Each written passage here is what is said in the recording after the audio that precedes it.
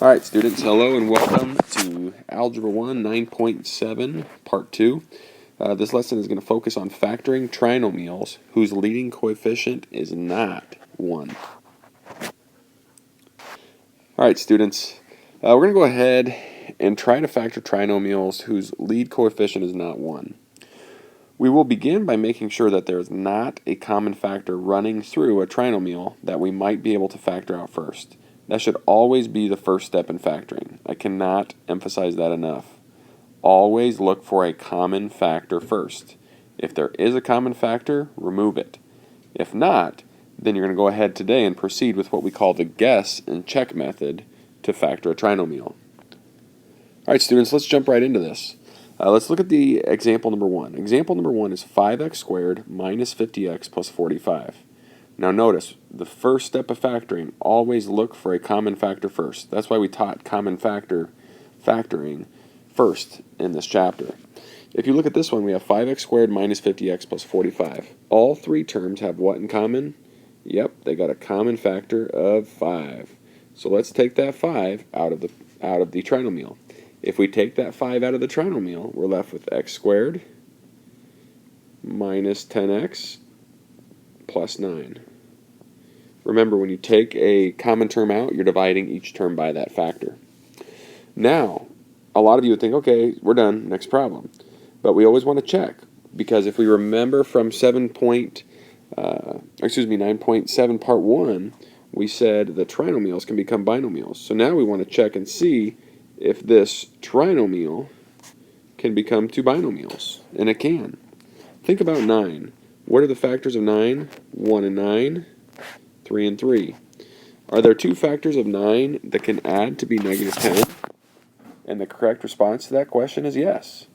Okay, if we had negative 1 and we had negative 9, negative 1 plus negative 9 is a negative 10, and a negative 1 times a negative 9 is a positive 9. So our final answer would be 5 times x minus 1 times x minus 9. So the first key teaching point I'm trying to make here, ladies and gentlemen, is if you look at a quadratic trinomial whose leading coefficient is not 1, always look for a common factor first. If you pull out a common factor, don't just stop there. Look to see if you can then make the trinomial that's remaining into two binomials. That's example number 1. Alright, what if there is no common factor? Well, then we have an alternative strategy for you, and that is simply the guess and check method.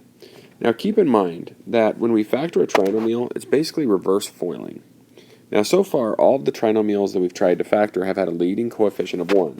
So we've always known that the first two terms are going to be x and x. But that's not going to be the case. If we are given a trinomial where the leading coefficient is not 1, then the first two terms of the binomials aren't going to be x and x. For example, let's say we had the trinomial 3x squared plus 10x plus 7. Here you can see there is no common factor. Now we wouldn't go ahead and just make this into two binomials and say that the common factor is x and x, because x and x don't multiply to be 3x squared. So the first terms always have to multiply to be the first term. Now a lot of times we're going to be nice enough here in Algebra 1 to give you a first term that is prime, meaning there's only one option. For example, what multiplies to be 3x squared? Well, the only option there is 3x and 1x. So you know that the first two terms must be 3x and 1x. So in this first step, what I'm trying to just remind you is that the first, that you need to find two first terms whose product is ax squared, meaning you got to find two first terms who multiply to be the first term in a trinomial. Then the next thing you need to do is find two last terms whose product is c, meaning you must find two terms that multiply to be the last term of the trinomial. And that's just what we did before. I mean, as you can remember from 9.7 part 1, you have to find two terms that go in the last spots that multiply to be the end of the trinomial. That's still the same here in 9.7 part 2. Your third step then is just to simply go ahead and by trial and error perform steps 1 and 2 until the sum of the outside and inside products is that middle term. So it's basically just guess and check. Think of all the possible options, plug them in, guess, check, guess, check. How do you guess? You FOIL it. Okay, if you FOIL the binomial, when you simplify it, it should be the trinomial. If it's not, you need to guess again. And just keep adjusting your guesses based on the possible products of the last term and the possible products of the first term. All right, let's go ahead and jump into example number 2. 2x squared plus 9x plus 4. Now, obviously, the very first thing we want to do is look for a common factor. Is there a common factor of 2x squared, 9x, and 4? And the answer to that is no. So I'm sure most of you are thinking right now, okay, it's prime. Well, no, this can be factored. And it can be factored by using the guess and check method. Once again, we know that a three-term polynomial, trinomials, become two binomials. Now, the first terms, before, we could just go ahead and fill in x and x because we knew that it was going to equal x squared. Well, we can go ahead and do x and x, but on this one, we got to check for what the coefficient should be. Now think, what can multiply to be 2x squared? Well, the only thing that multiplies to be 2 is 1 times 2. So we know that the terms are going to be 2 and 1. So now we have to think, okay, what could go in the second spots? Well, we always want to be careful here with our signs. We see that all of our signs are positive, so that makes it pretty easy here. We know it's going to be a plus and a plus. So then, students, you need to go ahead and find what's going to multiply to be 4. So you only have two choices with 4. Okay, obviously 4 is going to be 1 and 4 or 2 and 2. Now remember, we need the middle to add to 9. So all you do here is you guess and check. So I'm going to guess 1 and 4. Does that work? Well, if I multiply this, 2x times 4 is going to be 8x, and 1 times 1x is going to be 1x. And what is 8x plus 1x? That's 9x. So my first guess worked. So my answer is 2x plus 1 times 1x plus 4. If my guess would not have worked, I would have had to go ahead and just rearrange the terms. Just go ahead and flip 1 and 4 around and then try it again. That's example number 2.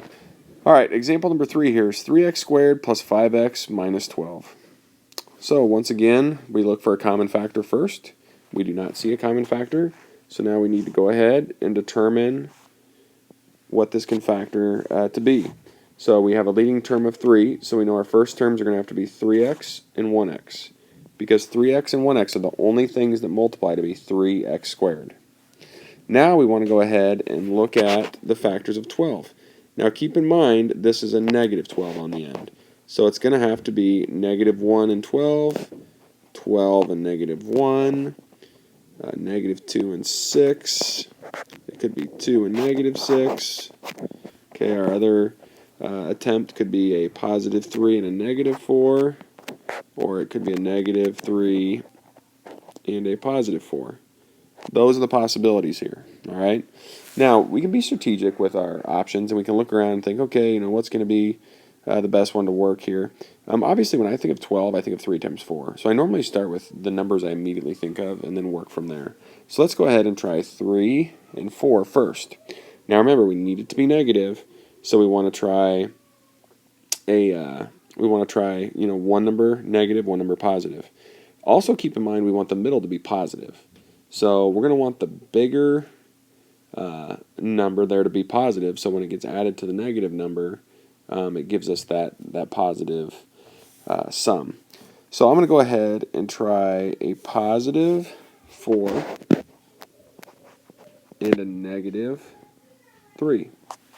Now if I go ahead and FOIL that, it looks to me like it becomes, if we look at our outside-inside loop, it becomes negative 3x and positive 12. Now is negative 3 plus 12 going to equal 5? No way. Negative 3 plus 12 equals 9. So I guessed wrong. So I'm going to go ahead and keep the same numbers. I'm just going to go ahead and flip them around. So I'm going to try it to be plus 4, and I'm going to try it to be minus 3. Now if I FOIL this, it gives me a negative 9x squared, negative 9x, excuse me, on the outside, and 4x on the inside. Now negative 9 plus 4 would be a negative 5. So is there a way I could do this? Well, I got them in the right position. I just need to change the signs. I want that to be a positive 3 and that to be a negative 4. So 3x times 3 is 9x, and negative 4 times 1x is negative 4x. and 9x plus negative 4x is 5x. So my solution is correct. 3x minus 4 times x plus 3. Once again, guess and check method. Make a guess, FOIL it to check it. Alright students, you go ahead and try these two. Once again, always look for a common factor first, then go ahead and try to factor it using the guess and check method. Try number 1, try number 2, and then see if you're correct. Alright, go ahead and look at the solutions. Here's the solutions. We have 2 times x minus 3 times x minus 2 for number 1. And number 2 is 3x plus 7 times x plus 1.